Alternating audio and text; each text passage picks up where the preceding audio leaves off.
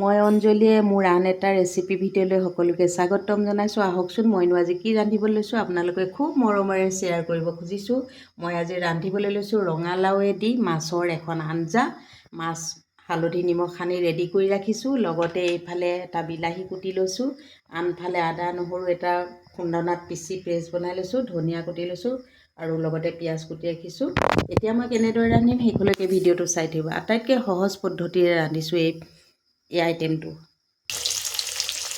এইদৰে মই মাছখিনি ফ্ৰাই কৰি আছোঁ আৰু ফ্ৰাই কৰি থাকোঁতে মোৰ এটা ল'ৰালিকালৰ সৰুকালৰ কথা খুব মনলৈ আহিছে। মোৰ যেতিয়া দেউতা ঢুকাইছিলে আমাৰ এটা জ্ঞাতালি ভোজ, সকলোৱে জ্ঞাতালি ভোজটো ৰান্ধে। এজন সত্ৰৰ সত্ৰাধিকাৰ, কিবা নামটো পাহৰিছোঁ, কিবা মহন্ত আছিলে, তেখেতে এই ভোজ মানে চাউল কথা ৰান্ধিছিলে, আমাৰ চাউল কথা বুলি কয়, চাউল কথা ৰান্ধিছিলে। তেতিয়া তেখেতে এনেকৈ ৰঙালাওৱেদি মাছৰ এখন আঞ্জা ৰান্ধিছিলে। খাবলৈ যে ইমানেই ভাল লগা হৈছিলে, মোৰ আজি সেই কথাটো খুব মনলৈ আহিছে। গতিকে ময়ো আজি এনেদৰে ৰান্ধি চাওঁচোন, সেইবাবে আপোনালোকলৈ মনৰ হেঁপাহতে শ্বেয়াৰ কৰিছোঁ। চাব কিন্তু দেই। মাছ ফ্ৰাই হ'ল যিহেতু, এতিয়া মই ইয়াতে আদা নহৰু পিঁয়াজখিনি এনেদৰে দি দিলোঁ, দি অলপ লৰাই দিলোঁ। আচলতে আজি মোৰ খুব সৰুকাললৈ মনত পৰিছে। সৰুকালত যেতিয়া মই কৈছোঁৱে আগতে যে মোৰ দেউতা ঢুকোৱাৰ পিছত যিটো জ্ঞাতালি ভোজ বুলি কয়, আমাৰ ভোজটো আচলতে জ্ঞাতালি ভোজটো দিওঁতে এনেদৰে গোঁসাই প্ৰভু ঈশ্বৰজনে ৰান্ধি আমাক সকলোকে খুৱাইছিলে।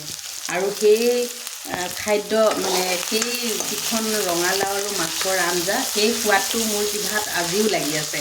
সেইবাবে মই ভাবিলোঁ আজি এনেকৈ ৰান্ধোঁ আৰু লগতে মোৰ সৰুকালৰ যিটো স্মৃতি জড়িত হৈ থকা পাচলিৰ মানে মাছৰ যিখন পাচলিৰ আঞ্জা আপোনালোকলৈ অকণমান শ্বেয়াৰ কৰোঁ।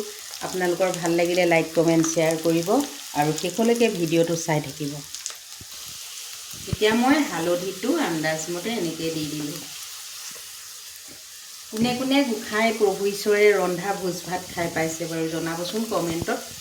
আমি আকৌ সৰুকালতে বহুত প্ৰভু ঈশ্বৰে ৰন্ধা ভোজ ভাত খাইছিলোঁ। আজিকালি সেই বাক্যশাৰী নুশুনাই হ'লোঁ, কাৰণ আজিকালি মানুহবিলাকে সাধাৰণতে কাৰিকৰ আনি তেনেকৈয়ে ৰান্ধে। গতিকে আজিকালি আৰু প্ৰভু ঈশ্বৰে ৰন্ধা খাবলৈ পোৱাটো এটা বিৰল বুলিয়ে ক'ব লাগিব। এতিয়া মই এইখিনি বিলাহীখিনি দি দিলোঁ কথাৰ মাজতে। এতিয়া মই কাটি ৰখা ৰঙালাও আলুখিনি এনেদৰে দি দিম। বিশেষ একো নাই, মা মছলা দিবই নালাগে, এনেদৰে ৰান্ধিলেই হ'ল। আৰু ভাজাৰ পিছত যেতিয়া ভাজি শেষ হ'ব, তেতিয়া মই লাহেকৈ উতলি অহা পানীখিনি দি, উতল অহাৰ পাছত মাছ টুকুৰা দি পেলাই ধনিয়া দি দিলে তৰকাৰীখনৰ যিখিনি কাম সেইখিনি শেষ হ'ব। আৰু আপোনালোকক মই যেতিয়া সজাই পৰাই লওঁ তাৰপাছত দেখুৱাম বাৰু। আঞ্জাখন হোৱাতে মই এতিয়া ফ্ৰাই কৰি ৰখা মাছকেইচকল এনেদৰে দি দিলোঁ। তাৰপাছত ধনিয়াখিনি দিয়াৰ পাছত মোৰ হৈ গ'ল আজি ভোজৰ দৰে ৰন্ধা মাছৰ আঞ্জা ৰঙালাওৱেদি।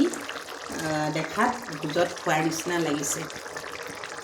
আপোনালোকেও এনেকৈ পৰিৱেশন কৰিব, ভাল লাগিব। আৰু সকলোলৈকে শুভৰাত্ৰি জনালোঁ।